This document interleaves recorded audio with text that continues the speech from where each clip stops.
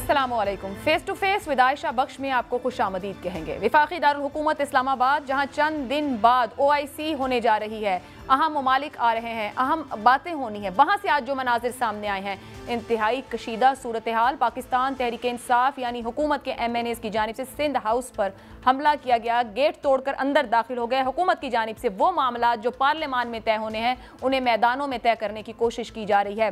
बात का आगाज होता है अदम एतमाद पर वोटिंग की बजाय हुकूमत की जानिब से गालियां, नेम कॉलिंग, धमकियां, खरीदो फरोख्त के इल्जामात और साथ ही साथ प्यार से वापस आने की दरखास्त भी। इन्हीं मामलात पर गुफ्तगू करेंगे कि आखिर कौन सूरत हाल कशीदा कर रहा है, कौन मामलात को उनके दुरुस्त अंदाज में हल करने की बजाय मामलात को किसी और रुख पर ले जाने की कोशिश कर रहा है। आगाज़ कर लेते हैं। इस वक्त हमारे साथ मौजूद हैं MQM पाकिस्तान के रहनुमा वसीम अख्तर साहब और पाकिस्तान तहरीक इंसाफ से एक मुनहरिफ जो उनके अरकान हैं, रुकन है अहमद हुसैन डहर साहब भी इस्लामाबाद से ज्वाइन करें। लेकिन पहले वसीम अख्तर साहब, आपकी तरफ ये जो आज इस्लामाबाद में मनाजिर सामने आए हैं, जो सिंध हाउस पर किया गया है हुकूमती MNAs की जानिब से, कौन अदम इस्तेहकाम लाना चाह रहा है? आप तो हुकूमत का हिस्सा है सर इस वक्त। मैं भी मीडिया में देख रहा हूँ, मैं समझता हूँ कि तसादुम की तरफ नहीं जाना चाहिए। गवर्नमेंट की जिम्मेदारी है ये कि इन चीज़ों को रोकें और जो कानूनी शिकें हैं इलेक्शन कमीशन के हवाले से उन पे अमल किया जाए। अगर आप समझते हैं कि आपके नुमाइंदे जो हैं मुनहरिफ हो रहे हैं, मगर ये सलूशन नहीं है कि किसी प्रॉपर्टी पे हमला करना, सिंध हाउस पे हमला करना, या इवन मेरी अपनी सोच है कि ये जो डी चौक पे जलसा मुनक्किद करना, ये भी एडवाइजेबल नहीं होगा। क्योंकि देखें, ये कानून ऑपोजिशन को ये हासिल है कि कानून कहता है कि आप नो कॉन्फिडेंस में जा सकते हैं, तो let them exhaust all the options. इसमें कोई मसला नहीं है, पार्लियामेंट में जाएं, मगर कंफ्यूजन क्रिएट करना वैसे ही पूरे मुल्क में अजीब सा तासुर पैदा हो चुका है। क्या हुकूमत के पास आप जो कह रहे हैं कि वो तमाम जायज ऑप्शंस को एग्जॉस्ट करें, तो वो तो जो कानूनी ऑप्शंस मौजूद हैं, आईनी हैं, पार्लियामान, वो वहां जाने के बजाय सड़कों का रुख कर रहे हैं, गवर्नर राज की बात कर रहे हैं। तो क्या प्रेशराइज करके धमकाने की कोशिश है सियासी मुखालिफिन को, इत्तेहादियों को, या जो मुनहरिफ हैं कि वापस आ जाओ, यही बेहतर जगह है? अगर ऐसा है, गवर्नमेंट अगर ऐसा सोच रही है, PM साहब अगर ऐसा सोच रहे हैं, तो मेरा मशवरा ये होगा कि ऐसा नहीं होना चाहिए, ये ऑप्शन नहीं लेना चाहिए और कंफ्यूजन क्रिएट करना नहीं चाहिए। गवर्नर रूल बिल्कुल एक ऑप्शन है गवर्नमेंट के पास कानून में, मगर ये वक्त नहीं है। वो वक्त निकाल दिया PTI ने, जब हालात बहुत ख़राब थे सिंध के, मुश्किल में थी पूरी हुकूमत सिंध की। हम कह भी रहे थे कि गवर्नर रूल का ऑप्शन को भी देख लें, मगर उस वक्त नहीं किया। तो अब अपनी हुकूमत और मुल्क में कंफ्यूजन फैलाने के लिए अगर ये ऑप्शन लिया जाएगा, तो हम लोग इससे इख्तलाफ करेंगे कि गवर्नर रूल का टाइम नहीं रहा है। अब टाइम नहीं रहा। वसीम साहब, इमरान खान खुद स्टेप डाउन कर जाएं, जमात में से किसी को वजीर आजम ले आए, आप लोगों के नजदीक, MQM के नजदीक ये -1 चल सकता है, फिजिबल है? ये उनका डिसीजन है PTI का, मैं उनको इस हवाले से कोई मशवरा नहीं दे सकता। खालिद महमूद सिद्दीकी साहब ने गुज़िश्ता रात एक शो में ये बात कही है कि ये वर्क कर सकता है, आपके एंड पे कोई ऐसी बात हुई है? उनसे सवाल किया गया था, तो उन्होंने अपनी राय दी थी कि हुकूमत अगर बच भी जाती है तो PM साहब का जाना ठहर चुका है। वो एक आदमी की सोच हो सकती है बिल्कुल। सर, गुज़िश्ता रोज़ की बात पर काफ लीग भी इस पे आपकी बात के साथ खड़ी, और आप लोग इत्तेहादी हैं और मुश्तरका फैसले कर रहे हैं जो आप लोग हमें बता रहे हैं, तो क्या महज इत्तफाक है कि आपके अंदर भी किसी को लगता है कि ये हो सकता है और काफ लीग में भी किसी को लगता है कि ये मुमकिन है? देखिए, ये डिसीजन तो PTI ने लेना है, गवर्नमेंट ने लेना है। अगर सवाल किया जाता है क्या नाम है, काफ से या हमसे, तो जाहिर है जो हमारे समझ में आ रहा है for the betterment of the country and democracy, हम अपने मशवरे तो दे सकते हैं। तो अब उस पर अमल गवर्नमेंट करती है नहीं करती, वो उसकी मर्जी है। ख्वाजा इज़हारुल हसन साहब का ये बयान कि पीपल्स पार्टी के साथ मामला तय पा गए हैं, तो इत्तेहादियों के जो ऐलानात में ताखीर है कि हम इकट्ठा ऐलान करेंगे, वो MQM के बायस है, मुस्लिम लीग काफ के बायस है? देखिए, हमारी मुस्लिम काफ से ये बात हुई थी कि कोई डिसीजन लेंगे तो आपस में मशवरा जरूर करेंगे। ज़ाहिर है वो एक अलग जमात है, हम अलग जमात हैं, हम आज़ाद हैं अपने डिसीजन लेने में, और इंशाल्लाह हम जो भी डिसीजन लेंगे वो आवाम की बेहतरी, हमारे जो मसाइल हैं, हमारे जो हकूक़ हैं, उनको हासिल करने के बाद ही लेंगे। सर, तो क्या ये फैसला मुख्तलिफ भी आ सकता है कि MQM कहीं और खड़ी हो और मुस्लिम लीग काफ कहीं और? डिपेंड करता है कि जो हमने डिमांड्स, जो कि वजारत नहीं है, गवर्नरशिप नहीं है, हमारे अवाम के इश्यूज हैं, देरीना इश्यूज हैं, जिसमें लेजिस्लेशन दरकार है, जो बेहतरी लेके आएगा बल्दियाती निज़ाम में पूरे मुल्क में, तो उसकी डिमांड कर रहे हैं। इस वक्त आपका दिल क्या कहता है कि कौन आपके वादों का मान या पास रख लेगा? ये तो सीइंग इज बिलीविंग, मतलब जब तक हो नहीं जाता हमें भी कुछ यकीन नहीं आता है। आज शेख रशीद साहब ने कहा कि MQM पर मान है, क्या MQM पाकिस्तान उनका मान रखेगी, हुकूमत के साथ इत्तेहादी जुड़ी रहेगी? वो अच्छे आदमी हैं, हमारी अच्छी दोस्ती भी है, मोहब्बत भी है, मगर अब 73 साल हो गए, हम पे ही मान है, हमको भी तो किसी पे मान करने दें, कोई ऐसे डिसीजन भी तो लें जिस पे हमें मान हो। फिर हम जिससे एग्रीमेंट करते हैं कोई भी पूरा नहीं करता उसे। हम वजारत में हर एक को ले आते हैं, सदर भी बनवा देते हैं, प्राइम मिनिस्टर भी बनवा देते हैं, मगर कराची के मसाइल, हैदराबाद के मसाइल कोई हल नहीं करता। आज मौका लगा है, कोशिश कर रहे हैं कि ये जो हकूक हैं यहाँ के लोगों के, ये हासिल कर लें हम अपनी 7 सीटों के दिवस। इसका मतलब है MQM पाकिस्तान का कंफ्यूजन क्लियर नहीं हो सका अभी तक? हम बिल्कुल क्लियर हैं, हम कंफ्यूजन में नहीं है, हमें पता है हमें क्या करना है। सर, क्या करना है यही तो समझ नहीं आ रही। बहुत दिन गुजर गए, अगर आप एक ऐलान कर दें आप हुकूमत के साथ नहीं है, जब वक्त आएगा तो बता देंगे, या ये ऐलान कर दें कि आप हुकूमत के साथ हैं, तो शायद मामला डिफ्यूज हो जाए। अच्छा, अभी वक्त नहीं आया।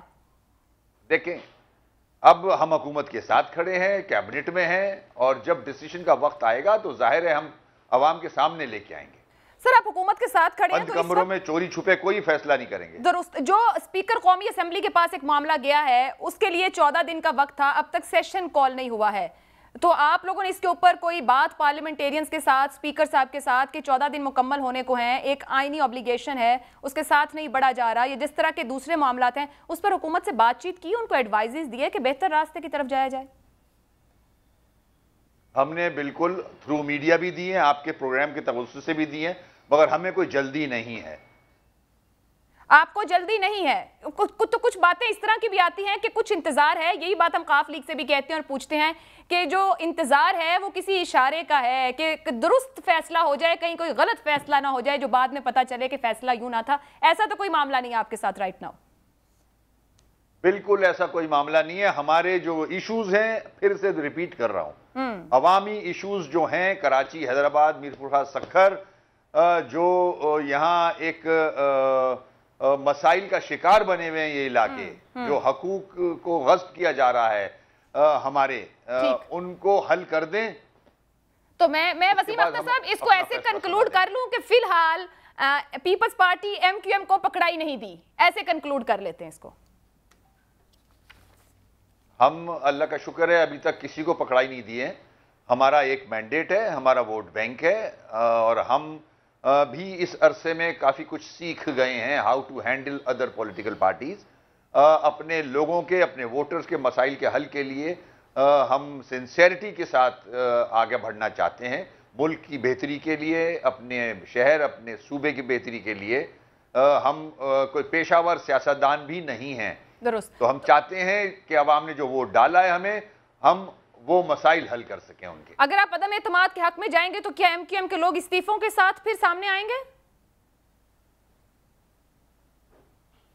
अब मैं नहीं समझता ऐसी कोई चीज होगी। हम एक पेज पे हैं, हम एक पेज पे, हमारी पूरी पार्टी एक पेज पे। ओके, ठीक है, बहुत बहुत शुक्रिया। वसीम अख्तर साहब ने वक्त निकाला, अपना पॉइंट रखा। अभी तक डिसाइड नहीं किया, ये हुकूमत की एक अहम इत्तेहादी जमात है कि क्या फैसले लेगी। बहुत सी बातें हो रही हैं कि इत्तेहादियों की जानिब से अभी तक हुकूमत को तनकीद भी की जा रही है, साथ खड़े भी नहीं, मगर कहते हैं साथ खड़े हैं। इस वक्त हमारे साथ मौजूद हैं डहर साहब, मौजूद हैं, पाकिस्तान तहरीक इंसाफ से ताल्लुक़ है, अहमद हुसैन डहर का, इस्लामाबाद से हमारे साथ है। बहुत शुक्रिया आपका। सर, ये फरमाइएगा कि धरना देकर मेहनत से हासिल की गई टिकट और 3 साल बाद आप मायूसी की इंतहा पर के साथ ही छोड़ गए? बिस्मिल्लाहिर्रहमानिर्रहीम, इय्याका नअबुदु व इय्याका नस्तईन। आपने तो मेरी दुखती रग पे हाथ रख दिया है। सर, ये अवाम भी दुखे हुए हैं कि ये किस तर्ज की सियासत है जो आप ही की जमात आप पर बात कर रही है, वो जिस तरह के इल्जामात लगा रहे हैं, आपका वोटर भी सुन रहा होगा।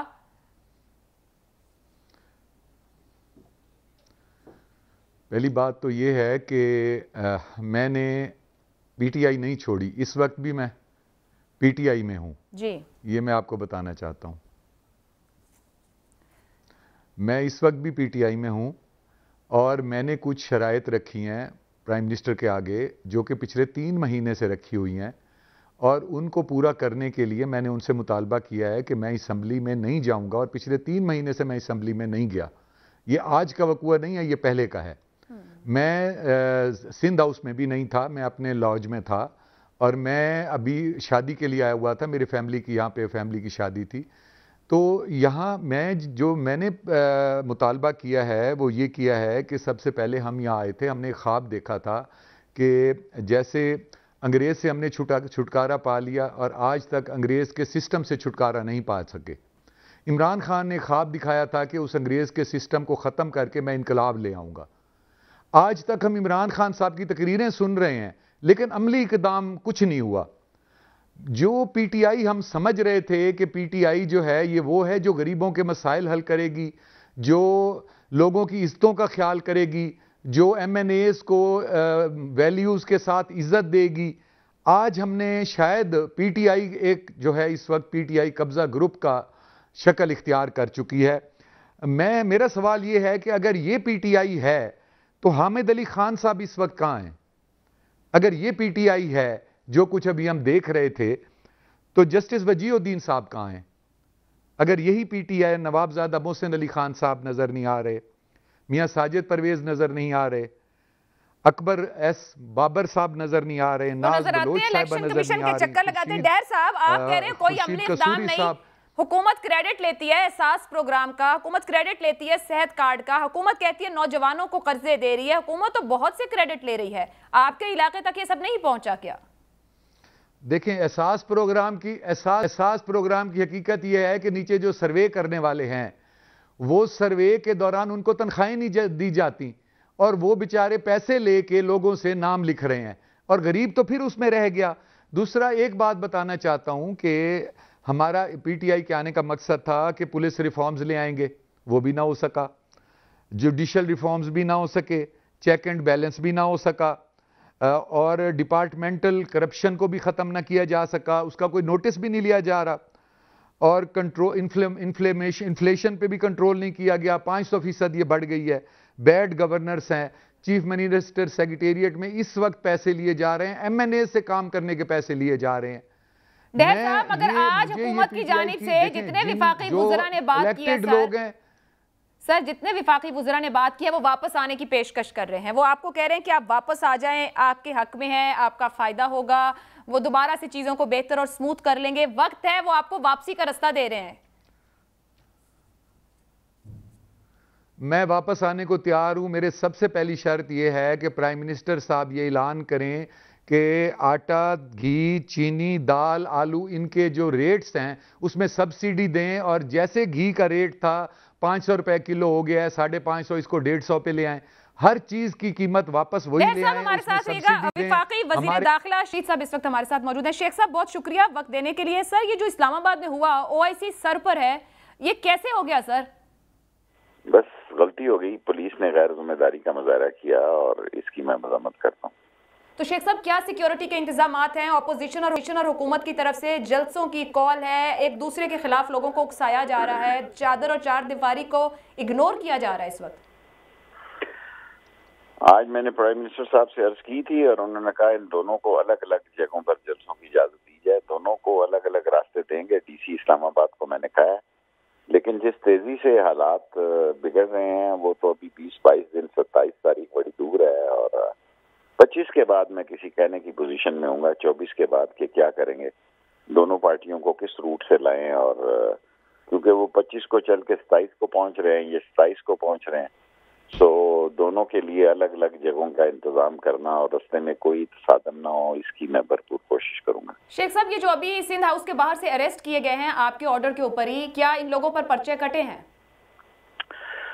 मैंने तो थाने को कहा जी किसी को माफ ना करो। आगे थाने को मैं जिन लोगों की कोताही की वजह से ये बदनामी हुई है और ये बदमज़गी हुई है, उसका भी मैं सुबह एक्शन लूंगा और कल की मीटिंग में ये बात रखूंगा। ये तो कोई बात ना हुई कि लोग गेट चढ़ के और आ जाएं और 20-30 आदमी अगर नहीं संभाले जाते तो फिर क्या होगा। शेख साहब, वजीर दाखिला हैं, क्या आपकी सुनी जाएगी? सिटिंग हुकूमत की MNAs पर आप पर्चा काट लेंगे? देखें, पकड़ा तो है, आगे अब पर्चा काटना जो। अब आप मुझसे ऐसे सवाल कर रही हैं, मेरा काम यही है, मैं एज ए इंटीरियर मिनिस्टर इस वाकये की मजम्मत करता हूँ। सर, अगर इसके बाद ऑपोजिशन की जानिब से कोई इस तरह का वाकया या वो कहीं इकट्ठे हो जाते हैं तो फिर जिम्मेदारी तो हुकूमत की होगी कि आप लोगों ने उकसाया है। देखें, अब ये बात तो किसी और तरफ जाती दिखाई दे रही है, अल्लाह करे ना जाए। और सर, आप शाम से बार बार और तरफ कह रहे हैं, थोड़ा एक्सप्लेन करेंगे सुनने वालों के लिए? भाई, लड़ाई झगड़ा गली मोहल्लों में चला जाएगा तो मुल्क अनारकी में चला जाएगा। शेख साहब, फिर आप हुकूमत में हैं तो क्यों नहीं समझाते? हुकूमत की जानिब से बार बार ये कहना कि लोगों के घरों पे जाएंगे और ये सब होगा, तो मैं जो लोग कह रहे हैं उनको भी कहता हूं कि ऐसा ना कहें। अब आपको मैंने टाइम दिया, इसीलिए फिर आप ऐसी बातें कर रही हैं कि जिसमें उलझाव पैदा हो। जो लोग लोगों के घरों पर हमले की बात कर रहे हैं वो गलत कर रहे हैं। सफाई होनी चाहिए, सुलह सफाई। सफाई का मतलब ये है कि सुलह से सारे काम हो और अदम एतमाद की तहरीक का फैसला हो। शेख साहब, ये दोनों MNAs जो अरेस्ट किए गए हैं, ताज़ा तरीन खबर यह है कि शख्सी जमानत पर शहबाज गिल साहब उन्हें रिहा करवा कर ले जा चुके हैं। मुझे इसका नहीं पता, मुझे जो पता है वो मैंने आपको बता दिया। Thank you so much. Sheikh Rasheed Ahmed साहब हमारे साथ मौजूद थे। एक देते हैं, शेख साहब की गुफ्तगू बता रही है वो खुद भी परेशानी में है, जो इस वक्त माहौल और मंजरनामा। वफाकी दुरुल हुकूमत इस्लामाबाद साहब में मौजूद है। ब्रेक के बाद वापस आते हैं, डहर साहब भी साथ हैं, कुछ और रहनुमाओं से भी बात करेंगे। सियासी जमातें इस वक्त क्या पोजीशन रख रही हैं, आने वाले दिनों का मंजरनामा क्या बनने जा रहा है, इस ब्रेक के बाद।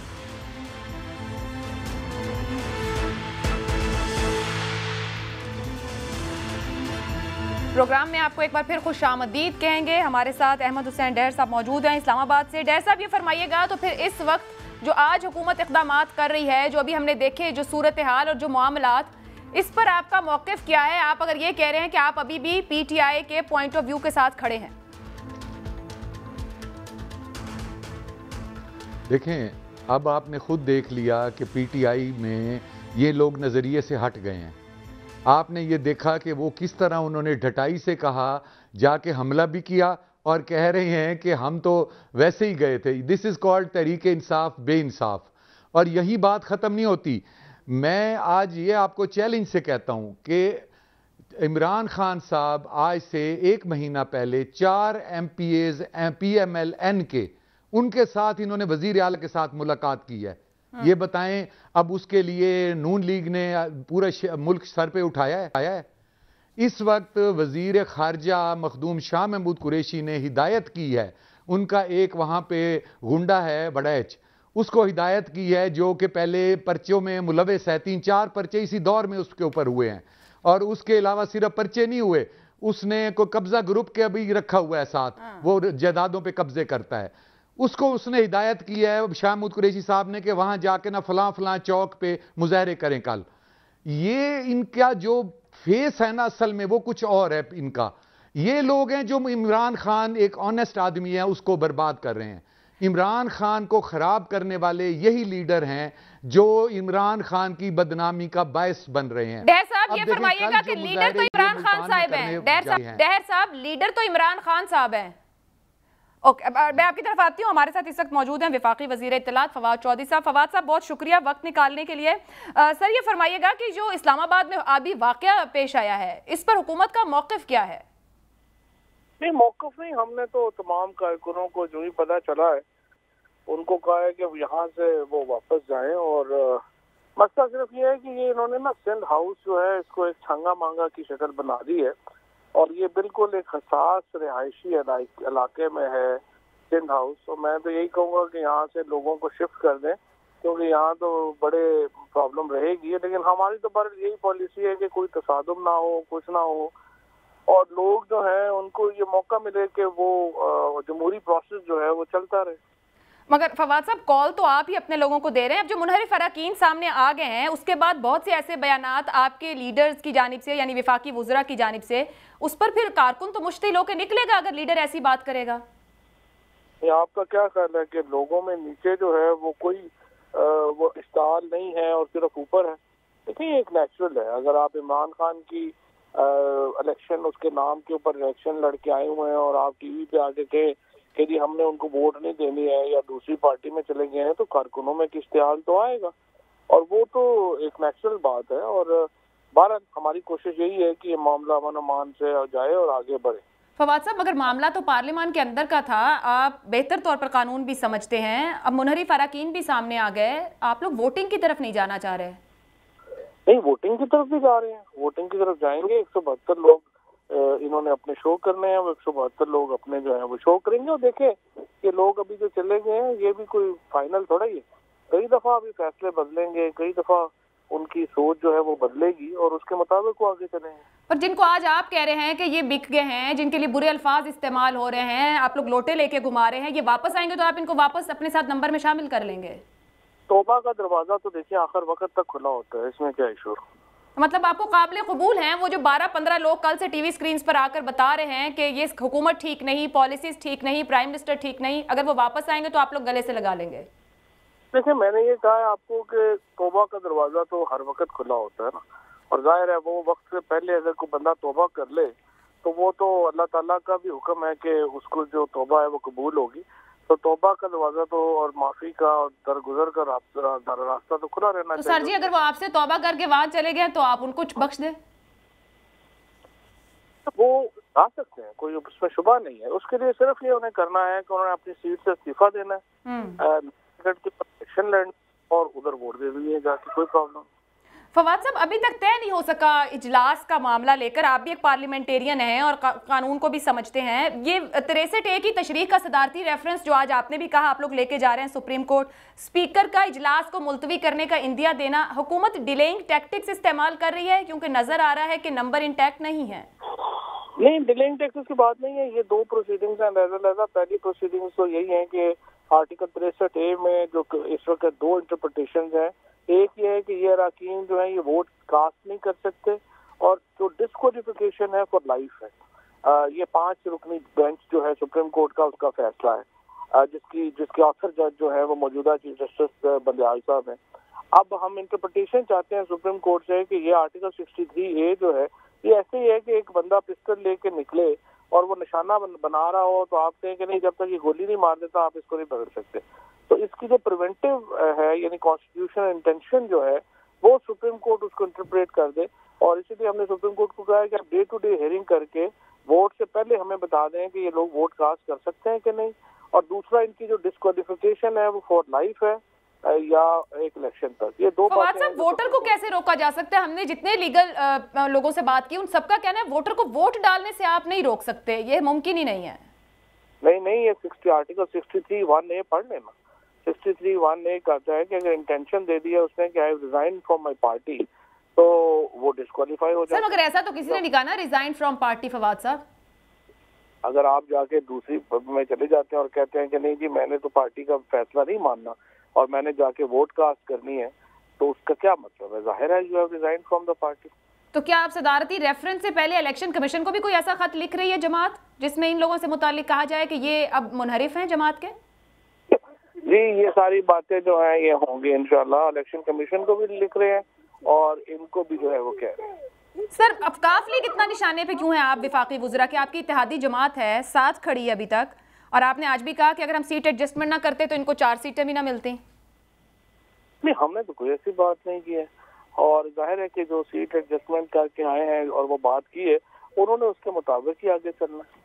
सर, एक -1 का 2 इत्तेहादियों की जानिब से बात हुई कि इमरान खान साहब किसी और को आगे ले आए अपनी जमात में से। माइनस इमरान खान पीटीआई ही इमरान खान है, तो माइनस पीटीआई बनाना है आपकी मर्जी है, माइनस इमरान खान नहीं हो सकता। और जो विफाक के साथ पंजाब में नो कॉन्फिडेंस मूव की बात हो रही है, तो हुकूमत बहुत ज्यादा प्रेशर में तो नहीं आ जाएगी ऑपोजिशन जिस तरह आगे बढ़ रही है? प्रेशर तो हमने कभी दिया ही नहीं, ना इमरान खान ने ना हमने। तो इंशाल्लाह ताला जो भी होगा वो अकॉर्डिंगली होगा। देखते हैं अभी आगे क्या चलता है। प्रेशर अदम एतमाद लाने वालों के ऊपर है, हमारे ऊपर कोई प्रेशर नहीं। फवाद साहब, लास्ट वर्ड, शेख रशीद साहब से भी कुछ देर पहले बात हुई है, वो भी काफी परेशान है कि मामला जिस तरह सड़कों पर लाए जा रहे हैं, हालात किसी और रुख पर आगे बढ़ सकते हैं। क्या इस वक्त हुकूमत या प्राइम मिनिस्टर साहब यही चाह रहे हैं कि हालात उस रुख पर बढ़ जाएं? हम तो चाह रहे हैं तसादम ना हो, चीजें बेहतरी की तरफ जाएं, लेकिन अगर आपको लाजमन ले जाना चाहेगा तो फिर ज़रा रुक तो नहीं सकता। और ये लाजमन कौन है? जाहिर है ये अपोजिशन। मगर फवाद साहब, अपोजिशन तो कह रही है कि ये हुकूमत है। भाई अगर आप हमारे लोगों को खरीदेंगे, उनकी मंडियां लगाएंगे, खच्चर घोड़ों की तरह उनकी कीमत लगेगी, तो फिर तो तसादम ही है ना। आप अपने बाजुओं पर रिलाय करें और आगे चलें तो हमें कोई एतराज नहीं। मगर फवाद साहब, जितने बड़े जलसे की कॉल आप वहाँ रेड जोन में दे रहे हैं, तो फिर अगर आप ही जलसा खत्म करें तो वो भी पीछे हट जाएंगे। नहीं, हम तो जलसा खत्म नहीं कर रहे और हम उनको भी कहते हैं आप जलसा करें, हम तो कह ही नहीं रहे कि वो खत्म करें। तो ये जलसे वोट ऑफ नो कॉन्फिडेंस की जीत के बाद भी तो किया जा सकता है कि आप वो जीतें और उसके बाद आप उससे बड़ा जलसा करें। नहीं, हम पहले कर रहे हैं ताकि एक रेफरेंडम भी तो हो जाए ना। ठीक है, बहुत बहुत शुक्रिया फवाद चौधरी साहब वक्त निकालने के लिए और ये कहने के जलसा जो करने जा रहे हैं 27 दिसंबर को वो बड़ा रेफरेंडम होगा। डैर साहब, ये फरमाइएगा कि इस वक्त वो कहते हैं कि आपने अगर जाना है और जमात छोड़नी है तो फिर आप जमात छोड़ दें और इस्तीफा दे दें। तो डैर साहब, पोजीशन क्या है? आप कहते हैं आप पीटीआई में भी हैं और वोट भी पीटीआई की तरफ नहीं है। देखें, हमने तो कुछ मुतालबे किए हैं और वो मुतालबे ये पूरे नहीं कर रहे और उसमें सिर्फ गरीब के फ़ायदे की बातें की हैं। और इन्होंने पिछले 3 साल से, मैंने कोई 3 साल पहले इस्तीफ़ा दे दिया था कि जनूबी पंजाब का जो सेक्रेटेरिएट बन रहा था उसमें हकूक़ दिए जाएं। सेक्रेटरी साहिबान जो आज भी इन्होंने लगाए हैं उनको कोई उन्होंने इख्तियारात नहीं दिए। और सी पैक के लिए मैंने मुतालबा किया था कि मुल्तान में इसका स्पेशल इकनॉमिक जोन बनाया जाए, ये मुतालबात थे। और गरीबों के लिए मुतालबा किया था कि महंगाई कम की जाए। अब देखें, अब ये कह रहे हैं कि जी ये मुनहरिफ अरकान है। मुझे ये बताएं, जो 4 मुनहरिफ अरकान इन्होंने नून लीग से किए हैं वो इन्होंने क्यों किए हैं? नून लीग ने ऐसे मुजाहरे किए हैं। जब ये खुद एक काम करते हैं और वो उसको जस्टिफाई करते हैं और जब इनके सामने ऐसा कोई काम होने लगता है जबकि अभी तक हुआ ही नहीं है, तो ये उसको बर्दाश्त क्यों नहीं कर सकते? इसकी वजह यह है कि इनके पास ज्यादातर इलेक्टेड बंदे नहीं हैं, नॉन इलेक्टेड बंदों की यह हुकूमत है। सारे फैसले नॉन इलेक्टेड बंदे कर रहे हैं। इलेक्टेड बंदों ने इंसल्ट के अलावा यहां से कुछ भी हासिल नहीं किया। अब पिछले देखें वो अपना आपके जो हैं यहां पे शहबाज गिल साहब, वो एक एमएनए को, एक नॉन इलेक्टेड बंदा एक एमएनए के इतने बुरे अल्फाज इस्तेमाल कर रहा है। ये बताएं कि जो आपसे कुछ रूठ भी गए हैं, आपके इस रवैये के बाद कोई वापस आएगा? ये इमरान खान के दुश्मन है, ये पीटीआई कब्जा ग्रुप है। इमरान खान ऑनेस्ट आदमी है, लेकिन ये टीम जो उनको मिल गई है ना, जिस तरह ये मैंने कहा था कि हमें समझ नहीं आ रहा है। इमरान खान ईमानदार है और उनके साथ टीम सारी ठीक नहीं है। सर, आप कहां खड़े हैं? इमरान खान के साथ खड़े हैं, वोट करेंगे उनके लिए, या इमरान खान के साथ नहीं खड़े और वोट करेंगे अपोजिशन के साथ? मैंने मुतालबे अपने रखे हैं। अगर इन्होंने मुतालबे मान लिए तो आखिरी दम तक मैं वेट करूंगा, और अगर मुतालबे ना माने फिर मैं आखिरी वक्त में अपना डिसीजन करूंगा। इस वक्त मैं पीटीआई में खड़ा हूं, मैं ना सिंध हाउस में हूं, ना मैं कहीं अकेला वोट है, आप किसी के साथ नहीं है। मैं यहां पे अपनी फैमिली की शादी के लिए आया हूं। मैं गरीब के साथ हूं, जिस गरीब के साथ ये जुल्म कर रहे हैं, महंगाई की चक्की में पीस रहे हैं, लॉलेसनेस है। मेरे इलाके में गैंग रेप भी, डकैती हो रहे हैं, मेरे इलाके में लॉलेसनेस हो रही है। कुछ अभी तीसरी बार तो हमें बता रहे हैं डैर साहब, तो आपने हुकूमत को भी बताया होगा, आप कह रहे हैं 3 माह से गरीब बच्चे तड़प रहे हैं। डैर साहब, तो आप 3 माह से मैडम वो सुनते ही नहीं है, वो हमारी बात सुनने को तैयार नहीं है, वो इज्जत करने को तैयार नहीं है एमएनएस की। तो फिर आप कैसे सुन लेंगे? डैर साहब, फिर यही सवाल है, तो आप कैसे सुन लेंगे? जी, मैं आखिरी वक्त तक एहतजाज करूंगा। मुझे जब धरना दिया था मैंने, इन्होंने कहा था हम टिकट देंगे आपको। जब इन्होंने बोसन को टिकट दे दी, मैंने वहां धरना दिया, मीडिया वहां पे गया, मीडिया ने, मैं शुक्रगुजार हूं, आपने टिकट के लिए धरना दिया तो मुतालबात मनवाने को भी धरना दे दे। डैर साहब, आपने टिकट के लिए धरना दिया तो मुतालबात मनवाने को भी अब एक धरना दिया हुआ है। इस वक्त धरना नहीं दिया हुआ, ये जो आज मैं इनसे मुनहरिफ हुआ हूं, ये मेरा धरना है। और अगर ये वो नहीं मानेंगे तो मैं आखिरी वक्त पे अपना फैसला करूंगा। ठीक है डैर साहब, साथ रहिए, एक ब्रेक लेते हैं, ब्रेक के मजीद गुफ्तगू। विफाकी दारुल हुकूमत इस्लामाबाद में बढ़ती कशीदगी पर आपने विफाकी वज़रा के बयानात भी सुने। हुकूमत अपने मौक़िफ़ के साथ खड़ी है, जबकि अपोजिशन ये कहती है कि तहरीक अदम एतमाद के लिए इजलास की कॉल दी जाए, वरना मामला स्पीकर की जानिब भी बढ़ सकता है। देखना यह है कि आने वाले दिनों में हुकूमत कितना संभल कर और बेहतर अंदाज में इन मामलात को हैंडल करती है। आज के लिए इतना ही, इजाज़त दीजिए, अल्लाह हाफ़िज़।